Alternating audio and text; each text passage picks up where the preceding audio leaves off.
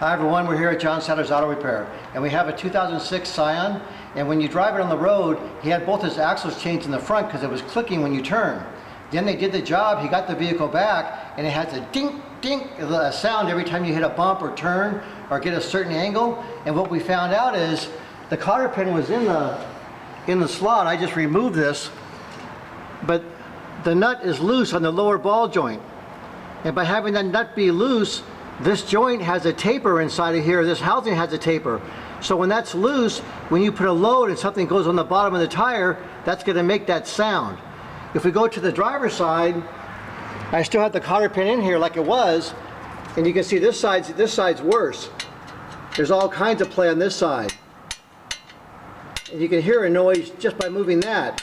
So what we're going to do is we're going to move this cotter pin, take both the nuts off, make sure the nuts aren't stripped, make sure the threads are still good on the ball joints, and then we'll tighten it up and put new cotter pins in. But that's a real reason why you got to be super careful when you're working on people's vehicles, is that you get these things tight, then put the cotter pins back in. That's not a factory bend, so someone had those off when they put the axles in, and then they put the nuts on by hand, forgot to tighten them, and then put the cotter pins in. And then he's gone back several times complaining about a noise, getting the wheel alignment, and no one's ever said anything. And when I checked the rest of the suspension, everything looked tight. So I physically started putting my hand on things, and that's when I found the problem.